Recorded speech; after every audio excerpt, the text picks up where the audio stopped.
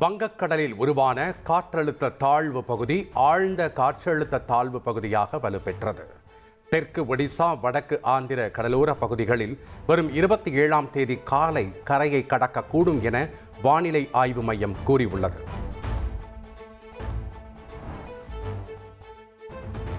மணிக்கு 50 முதல் 60 கிலோமீட்டர் வேகம் வரை காற்று வீசக்கூடும் என எச்சரிக்கை விடுக்கப்பட்டுள்ளதால் ராமேஸ்வரத்தில் மீனவர்கள் கடலுக்கு செல்ல தடை விதிக்கப்பட்டுள்ளது. மறு உத்தரவு பிறப்பிக்கும் வரை நாட்டுப்படகு, விசைப்படகு மீனவர்கள் கடலுக்கு செல்ல வேண்டாம் என அறிவுறுத்தப்பட்டுள்ளது.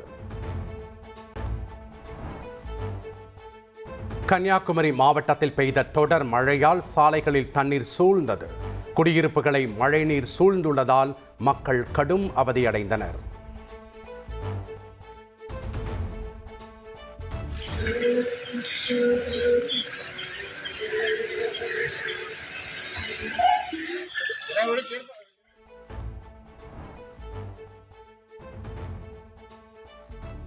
சென்னையில் ஆபரண தங்கம் விலை சவரனுக்கு 320 ரூபாய் உயர்ந்துள்ளது. ஒரு சவரன் தங்கம் 84,400 ரூபாய்க்கு விற்பனை செய்யப்படுகிறது.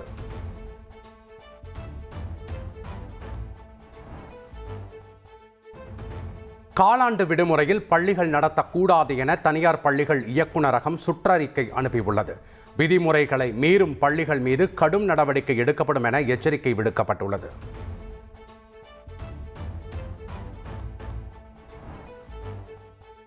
காலாண்டு தேர்வு விடுமுறை முடிந்து அக்டோபர் 6ஆம் தேதி பள்ளிகள் திறக்கப்படும் என பள்ளிக்கல்வித்துறை அறிவித்துள்ளது. விடுமுறை இருந்தாலும் விஜயதசமி நாளில் பள்ளிகளை திறந்து மாணவர் சேர்க்கை நடத்த வேண்டும் என்றும் அறிவுறுத்தப்பட்டுள்ளது.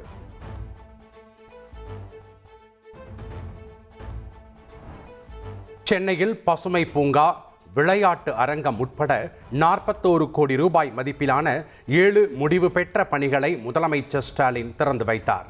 ஷெனாய் நகரில் விளையாட்டு திடல், கோயம்பேட்டில் பசுமை பூங்கா, ராமாபுரத்தில் திறந்தவெளி பூங்கா உள்ளிட்டவற்றை மக்கள் பயன்பாட்டிற்கு திறந்து வைத்தார். நாமக்கல், கரூரில் தவேக தலைவர் விஜய் இன்று மக்களை சந்திக்கிறார். காலை நாமக்கல்லிலும் மதியம் கரூரிலும் பரப்புரை மேற்கொள்கிறார். விஜய் பிரச்சாரத்தின் போது மின்கம்பங்கள், சுற்றுச்சுவர்கள் மீது ஏறக்கூடாது, கர்ப்பிணிகள் கலந்து கொள்வதை தவிர்க்க வேண்டும். கரூர், நாமக்கல் தொண்டர்களுக்கு தவேக தலைமை அறிவுறுத்தல்கள் வழங்கியுள்ளது. கரூரில் விஜய் பிரச்சாரத்திற்கு 11 நிபந்தனைகளை காவல்துறை விதித்தது. கூட்டம் முடிந்த பின் கொடிகள், பதாகைகளை அகற்ற வேண்டும். அனுமதி பெறாமல் பதாகைகள் வைத்தால் சட்ட நடவடிக்கை பாயும் என எச்சரிக்கை விடுக்கப்பட்டுள்ளது. சென்னை கிழக்கு மாவட்ட திமுக சார்பில் நடைபெற்ற கூட்டத்தில் கலந்து கொண்ட துணை முதலமைச்சர் உதயநிதி, நான் சனிக்கிழமை மட்டும் சுற்றுப்பயணம் மேற்கொள்பவன் அல்ல என தவேக தலைவர் விஜயை மறைமுகமாக விமர்சித்துள்ளார். எடப்பாடி பழனிசாமியின் பேருந்தில் தற்போதே பாதி கூட்டம்தான் உள்ளது. சுற்றுப்பயணம் முடியும் போது அவரும் ஓட்டுநரும் தான் இருப்பார்கள் எனவும் விமர்சித்தார். நான் பல மாவட்டங்களுக்கு சுற்றுப்பயணம் போவேம்மா. நான் வாரத்தில் அப்படி ஒரு 4-5 நாள் வெளியூரில் தான் இருப்பேன். நான் வெறும் சனிக்கிழமை மட்டும் வெளில வர மாட்டேன்.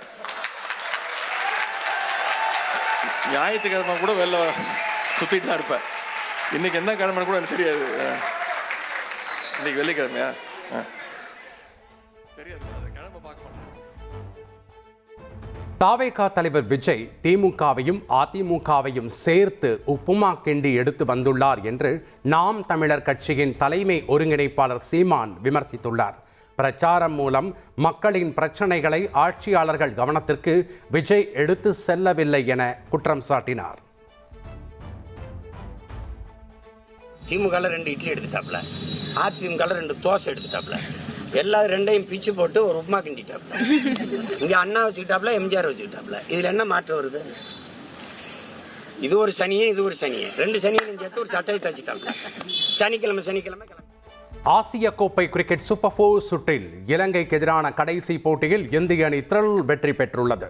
இரு அணிகளும் 202 ரன்கள் எடுத்ததால் சூப்பர் ஓவர் விளையாடிய நிலையில் 3 ரன்கள் இலக்கை முதல் பந்திலேயே இந்திய அணி எளிதாக எட்டியது.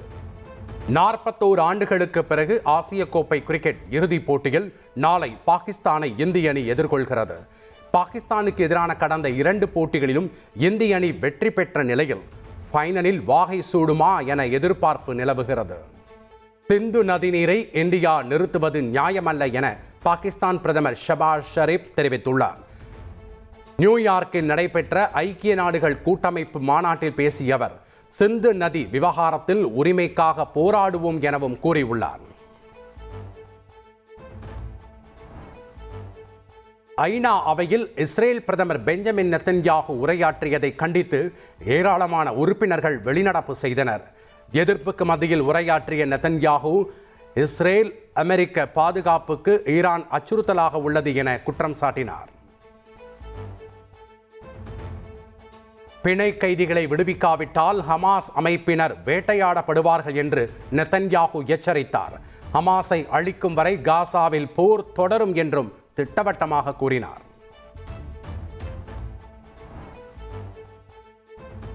இஸ்ரேலிய பணைய கைதிகள் விடுவிக்கப்பட்டால் காசாவில் போர் நிறுத்த ஒப்பந்தம் ஏற்படும்.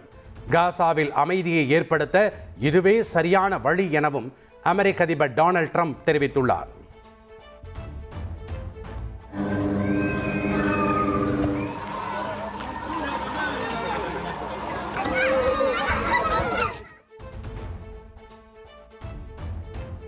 காசாவில் இஸ்ரேல் ராணுவம் மீண்டும் கண்மூடித்தனமாக தாக்குதலை நடத்தியுள்ளது. ரத்தம் சொட்ட சொட்ட குழந்தைகள் கதறி அழுதபடி சென்ற காட்சிகள் வெளியாகி மனதை நொறுக்குகிறது. தார் பதிவாளர், இளநிலை வேலை வாய்ப்பு அலுவலர் உள்ளிட்ட பல்வேறு பணிகளுக்கான குரூப் 2 தேர்வு செப்டம்பர் 28ஆம் தேதி நடைபெறுகிறது. 645 காலி பணியிடங்களுக்கு 5,53,635 பேர் விண்ணப்பம் செய்துள்ளனர். தமிழ்நாடு சீருடை பணியாளர் தேர்வாணையம் நடத்தும் காவல் சார்பு ஆய்வாளர் பணியிடங்களுக்கான தேர்வு டிசம்பர் 21ஆம் தேதி நடைபெறுகிறது.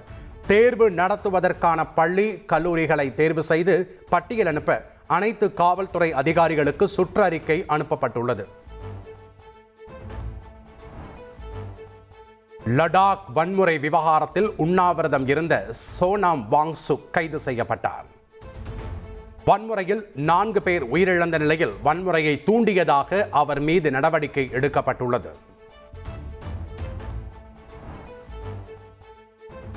லடாக்கில் போராட்டத்தில் ஈடுபட்ட சுற்றுச்சூழல் ஆர்வலர் சோனம் வாங்சுக் கைது செய்யப்பட்டதற்கு டெல்லி முன்னாள் முதல்வர் அரவிந்த் கெஜ்ரிவால் கண்டனம் தெரிவித்துள்ளார். நமது நாட்டில் சர்வாதிகாரம் உச்சத்தில் உள்ளதாக அவர் கருத்து தெரிவித்துள்ளார்.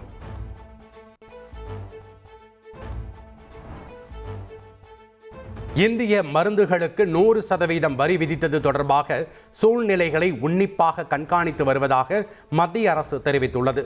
ட்ரம்பின் 100% வரி விதிப்பால் மருந்து கம்பெனிகளுக்கு ஏற்படும் தாக்கம் குறித்து ஆய்வு செய்து வருவதாகவும் மத்திய அரசு விளக்கமளித்துள்ளது.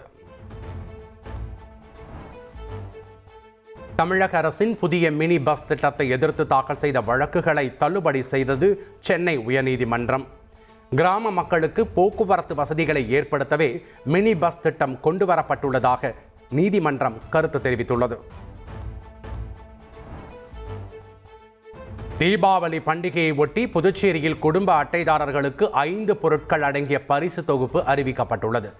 2 கிலோ சர்க்கரை, 1 கிலோ கடலை பருப்பு, 2 கிலோ சமையல் எண்ணெய், 1/2 கிலோ ரவை, 1/2 கிலோ மைதா வழங்கப்படும் என புதுச்சேரி அரசு அறிவித்துள்ளது.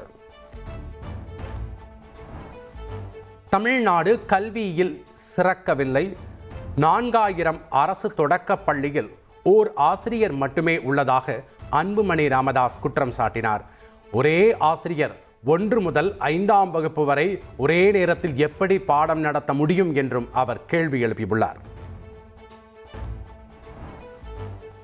நாம் தமிழர் கட்சி தலைமை ஒருங்கிணைப்பாளர் சீமான் மீது பதியப்பட்ட வழக்கை ரத்து செய்து சென்னை உயர்நீதிமன்றம் உத்தரவு பிறப்பித்துள்ளது.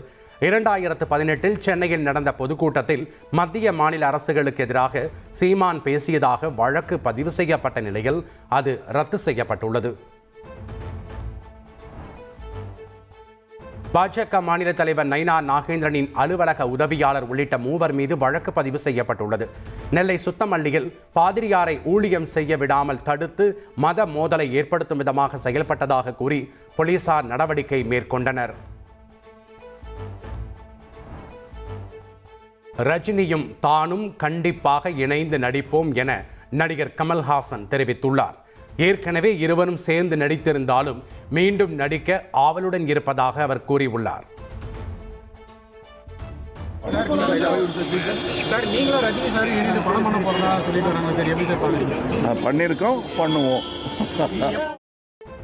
அக்டோபர் மாதம் வழங்கப்பட வேண்டிய 20.22 TMC நீரை வழங்குவதை கர்நாடகம் உறுதி செய்ய வேண்டும். காவிரி நீர் மேலாண்மை ஆணையத்தின் 44வது கூட்டத்தில் தமிழக அரசு வலியுறுத்தியுள்ளது. அமெரிக்காவை தொடர்ந்து கனடாவிற்கும் தபால் சேவை நிறுத்தப்படுவதாக இந்திய தபால் துறை அறிவித்துள்ளது. வேலைநிறுத்த போராட்டம் நடைபெறுவதால் கனடாவில் தபால் சேவை நிறுத்தப்படுவதாக அறிவிக்கப்பட்டுள்ளது. குடியரசு துணைத் தலைவர் CP ராதாகிருஷ்ணன் அக்டோபர் 4ஆம் தேதி சென்னை வருகிறார். குடியரசு துணைத் தலைவராக தேர்வான பிறகு முதல் முறையாக தமிழகம் வர உள்ளார். குலசை முத்தாரம்மன் கோயில் தசரா திருவிழாவின் 4ஆம் நாள் நிகழ்வில் அம்பாளுக்கு சிறப்பு அபிஷேகம் நடைபெற்றது.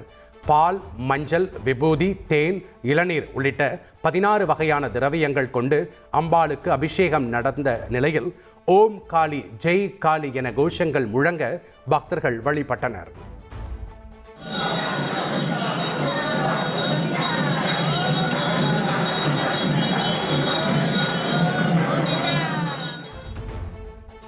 பிரம்மோற்சவ விழாவை முன்னிட்டு திருப்பதி ஏழுமலையானுக்கு அணிவிக்க ஆண்டாள் சூடிய மாலை திருப்பதிக்கு புறப்பட்டது.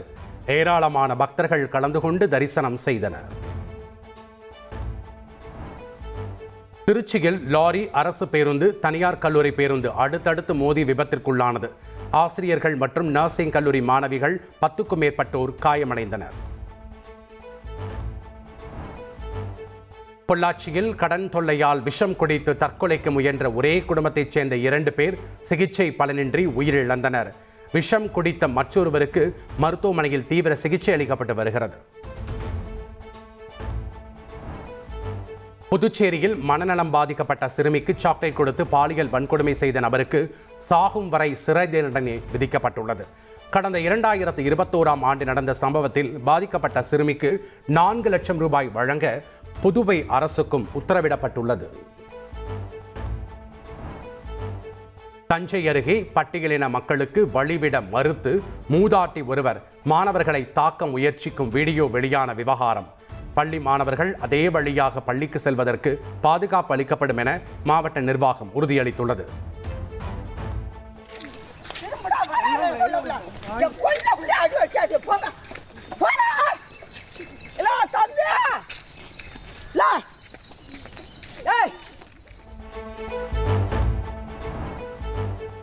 ராமநாதபுரம் மாவட்டம் கமுதி அருகே ரோந்து பணிக்கு சென்ற பேரையூர் காவல் நிலைய சார்பு ஆய்வாளர் முருகனை மர்ம நபர்கள் அரிவாளால் வெட்டியுள்ளனர். மிரட்டல் புகார் குறித்து விசாரிக்க சென்ற இடத்தில் அரங்கேறிய கொலை முயற்சி சம்பவம் குறித்து போலீசார் விசாரித்து வருகின்றனர். சென்னை நுங்கம்பாக்கம் கல்லூரி பாதைக்கு ஜெய்சங்கர் சாலை என பெயர் மாற்றம் செய்யப்பட்டுள்ளது. நடிகர் ஜெய்சங்கர் நினைவாக பெயர் மாற்றம் செய்யப்பட்ட பலகையை முதலமைச்சர் ஸ்டாலின் திறந்து வைத்தார். இசையமைப்பாளர் இளையராஜாவின் பாடல்களை வணிக ரீதியாக பயன்படுத்தி ஈட்டிய வருமானம் தொடர்பான விவரங்களை தாக்கல் செய்ய வேண்டும். சோனி நிறுவனத்திற்கு சென்னை உயர்நீதிமன்றம் உத்தரவிட்டுள்ளது. ஆளுநர் மாளிகை மற்றும் சென்னை உயர்நீதிமன்றத்திற்கு வெடிகுண்டு மிரட்டல் விடுக்கப்பட்டதால் பரபரப்பு ஏற்பட்டது. வெடிகுண்டு செயலிழப்பு நிபுணர்கள் மேற்கொண்ட சோதனையில் புரளி என்பது உறுதி செய்யப்பட்டது. சுங்கத்துறை நடவடிக்கையை எதிர்த்து கேரள உயர்நீதிமன்றத்தில் நடிகர் துல்கர் சல்மான் மனு தாக்கல் செய்தார். சுங்க வரி செலுத்தி சட்டத்திற்கு உட்பட்டு கார் வாங்கியதால் பறிமுதல் செய்த காரை திருப்பி தர உத்தரவிட வேண்டும் என நடிகர் துல்கர் சல்மான் தெரிவித்துள்ளார். கேரள மாநிலம் திருச்சூரில் ஆப்பிரிக்க பன்றி காய்ச்சல் கண்டறியப்பட்டுள்ளது. தொற்று உறுதி செய்யப்பட்ட இடத்திலிருந்து 1 கிலோமீட்டர் தொலைவுக்கு பன்றி இறைச்சி விற்பனை செய்ய தடை விதிக்கப்பட்டுள்ளது.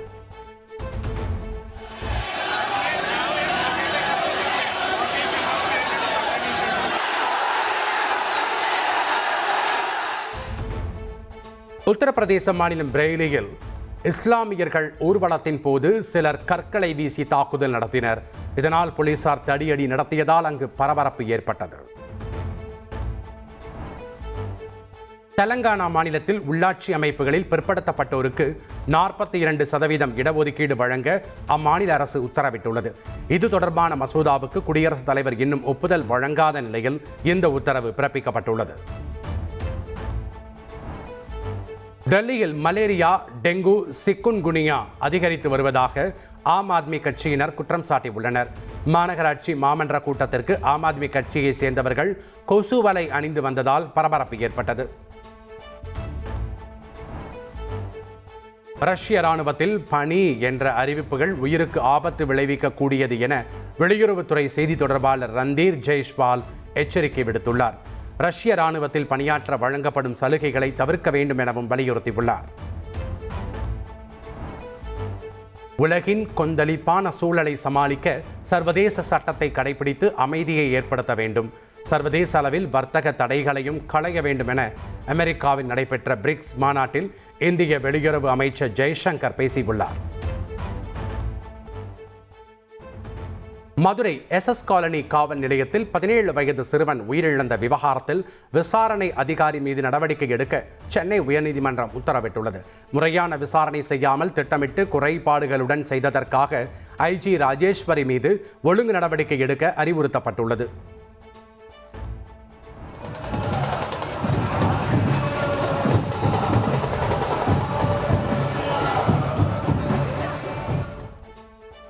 திருப்பதியில் புரட்டாசி மாத பிரம்மோற்சவத்தின் 3ஆம் நாள் நிகழ்வாக முத்துப்பந்தல் வாகனத்தில் மலையப்ப சுவாமி எழுந்தருளி பக்தர்களுக்கு அருள் பாலித்தார். 4 மாட வீதிகளிலும் உலா வந்த சுவாமியை கோவிந்தா கோவிந்தா என கோஷம் முழங்க திரளான பக்தர்கள் தரிசனம் செய்தனர்.